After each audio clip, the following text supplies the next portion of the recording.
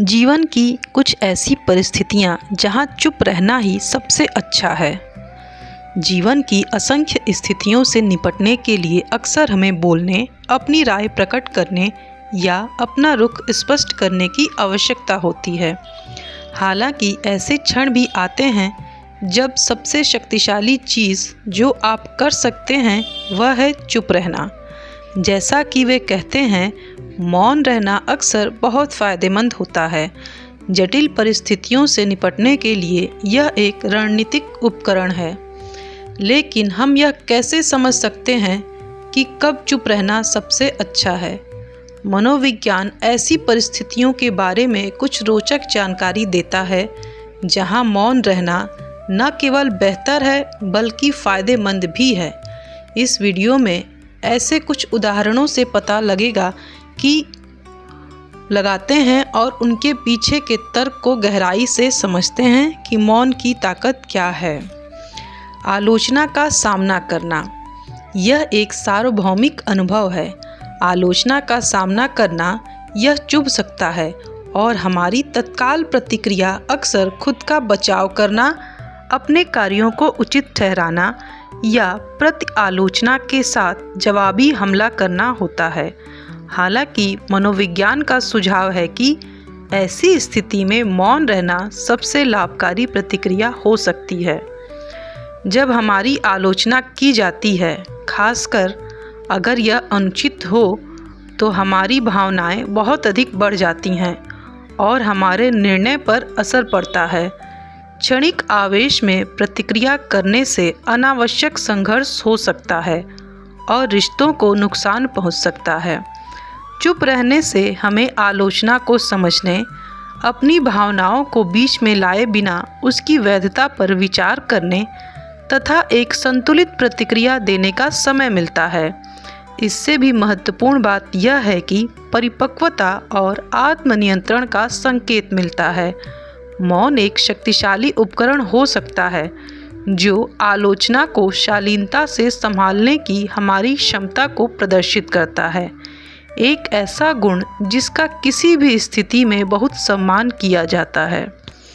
जब कोई दूसरा व्यक्ति जोश से बोल रहा हो, हम सभी इस स्थिति से गुजरे हैं। किसी बातचीत या बैठक में जहां कोई व्यक्ति दिल से बोल रहा हो, अपने विचारों और भावनाओं को जोश के साथ साझा कर रहा हो। मुझे एक घटना याद है जब एक करीबी दोस्त अपनी निजी समस्या के बारे में दिल खोलकर बता रही थी। उसकी भावनाएं बहुत तीव्र थीं और वह अपनी भावनाओं को व्यक्त करने में बहुत डूबी हुई थी। पहले तो मेरी सहज इच्छा थी कि मैं सलाह दे दूं या अपना ऐसा कोई अनुभव बताऊं, लेकिन मैंने खुद को रोक लिया। मुझे एहसास हुआ कि उस पल उसे मेरी सलाह या मेरे जैसे अनुभवों की ज़रूरत नहीं थी। उसे किसी ऐसे व्यक्ति की ज़रूरत थी जो उसकी बात सुन सके, जो वास्तव में उसकी बात सुन सके। चुप रहकर और ध्यानपूर्वक बात करके मैं उसे यह दिखाने में सक्षम थी कि मैं उसकी बातों को महत्व देता हूँ और मैं उसके लिए मौजूद हूँ। इससे उसे बिना किसी व्यवधान या आलोचना के खुद को पूरी तरह से व्यक्त करने का मौका मिला। इसलिए इन पलों को पहचानना और बोलने के बजाय मौन रहना ज़रूरी है। चुपचाप सुनने का यह कार्य अक्सर हमारे द्वारा कहे गए किसी भी शब्द से ज़्यादा शक्तिशाली तरीके से सहानुभूति, सम्मान और समझ व्यक्त कर सकता है।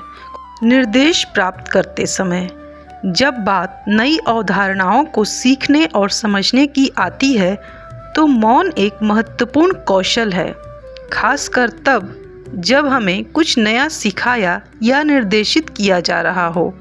मनोविज्ञान का मानना है कि हमारा मस्तिष्क एक समय में केवल एक ही कार्य पर प्रभावी रूप से ध्यान केंद्रित कर सकता है। जब हम किसी की बात ध्यान से सुन रहे होते हैं तो हमारा मस्तिष्क साझा की जा रही जानकारी को संसाधित करने में पूरी तरह से व्यस्त होता है। दिलचस्प बात यह है कि औसत व्यक्ति अपनी कार्यशील मेमोरी में केवल 7 चीज़ें ही रख सकता है। यही कारण है कि फ़ोन नंबर आमतौर पर 7 अंकों के होते हैं। यदि कोई आपको निर्देश दे रहा है और आप उसका उत्तर देने का प्रयास कर रहे हैं या बीच में प्रश्न पूछ रहे हैं, तो संभावना है कि आप पूरी तरह से समझ नहीं पाएंगे कि वे क्या कह रहे हैं। इसलिए चुप रहना और पहले जानकारी को आत्मसात करना सबसे अच्छा है। जब व्यक्ति बोलना समाप्त कर लेता है, तो आपके पास निर्देशों को याद रखने और समझने का बेहतर मौका होगा और फिर आप अपने प्रश्न पूछ सकते हैं या अपनी प्रतिक्रिया दे सकते हैं। संघर्ष के बीच।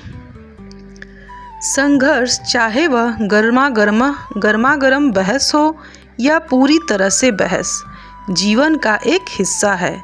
इन तीव्र आदान प्रदानों के दौरान हमारी भावनाएं चालक की सीट ले सकती हैं और शब्द बिना फिल्टर किए बाहर निकल सकते हैं। लेकिन यहीं पर मौन एक अप्रत्याशित नायक के रूप में सामने आता है। संघर्ष के समय मौन रहने से आश्चर्यजनक लाभ हो सकते हैं। पॉज बटन दबाकर हम अपनी गर्म भावनाओं को शांत होने देते हैं। यह सभी पक्षों को सांस लेने का मौका देता है ताकि वे अपने विचारों पर विचार कर सकें, उनका पुनर्मूल्यांकन कर सकें और अपनी प्रतिक्रियाओं को फिर से जांच सकें। इससे भी महत्वपूर्ण बात यह है कि चुप्पी से स्थिति को और बिगड़ने से रोका जा सकता है। जब आग में घी नहीं डाला जाता तो वह धीरे धीरे शांत हो जाती है। जब आप अनिश्चित हों। मेरे जीवन में एक ऐसा समय भी आया, लेखक कहते हैं, जब मैं काम पर रोज तेज विचार मंथन सत्र का हिस्सा था। कमरे में विचार उड़ रहे थे और हर कोई उत्सुकता से अपना योगदान दे रहा था। मुझे कुछ न कुछ कहने का दबाव महसूस हुआ, बस इसका हिस्सा बनने के लिए। लेकिन मैं झिझक रहा था। मुझे यकीन नहीं था कि मेरा विचार काफ़ी अच्छा है या नहीं, या प्रासंगिक भी है या नहीं। कुछ गलत कहने या मूर्खतापूर्ण लगने का डर मेरे दिमाग में घर कर गया। उस समय मैं अनिश्चितता के कारण बोलने के बजाय चुप रहना मैंने चुना। बाद में बैठक के बाहर मुझे अपने विचार को परिष्कृत करने और आत्मविश्वास के साथ प्रस्तुत करने का मौका मिला। इसे अच्छी तरह से स्वीकार किया गया और यहाँ तक कि इसे लागू भी किया गया। कभी कभी जब हम अनिश्चित या भ्रमित होते हैं तब तक चुप रहना ठीक है, जब तक कि हम अपने विचारों को इकट्ठा न कर लें और उन्हें आत्मविश्वास से व्यक्त करने के लिए तैयार न हो। यह चुप्पी कमज़ोरी या अक्षमता का संकेत नहीं है। इसके बजाय यह विचारशीलता और विचारशीलता को दर्शाता है। आत्मनिरीक्षण के क्षणों के दौरान। मौन आत्मनिरीक्षण के लिए एक शक्तिशाली साधन है। हमारे दैनिक जीवन की भागदौड़ में हमारे आसपास के शोर में फंसना आसान है, लेकिन समय समय पर हमें अपने शांत स्थान पर वापस जाने की आवश्यकता होती है। हमारी आंतरिक बातचीत अक्सर हमारे बारे में, हमारे निर्णयों और हमारे जीवन के पथों के बारे में महत्वपूर्ण अंतर्दृष्टि की कुंजी रखती है। हालांकि ये अंतर्दृष्टि केवल तभी सामने आ सकती है जब हम बाहरी शोर को शांत करते हैं और अपने भीतर की आवाज़ को सुनते हैं। आत्मनिरीक्षण के क्षणों के दौरान मौन रहने से हमें आंतरिक रूप से ध्यान केंद्रित करने और अपने गहन विचारों और भावनाओं को सुनने में मदद मिलती है। आत्मचिंतन में मौन की शक्ति को कम मत समझिए। यह आपको गहन अनुभूतियों और जीवन परिवर्तनकारी निर्णयों की ओर ले जा सकता है। अवलोकन करते और सीखते समय। दुनिया एक कक्षा है और हर पल सीखने का एक संभावित अवसर है, लेकिन इन सबको सही मायने में आत्मसात करने के लिए हमें मौन अवलोकन की कला में निपुणता हासिल करनी होगी। मौन हमें दुनिया को और अधिक बारीकी से देखने, सूक्ष्म बारीकियों को पहचानने और अनकही बातों को समझने का मौका देता है। यह हमें न केवल अपने अनुभवों से बल्कि दूसरों के अनुभवों से भी सीखने में सक्षम बनाता है। मौन अवलोकन के माध्यम से ही हम जीवन की जटिलताओं को सही मायने में समझ सकते हैं और उनकी सराहना कर सकते हैं। इसलिए अगली बार जब आप खुद को किसी नई स्थिति में पाएं, तो मौन रहकर अवलोकन करने का प्रयास करें।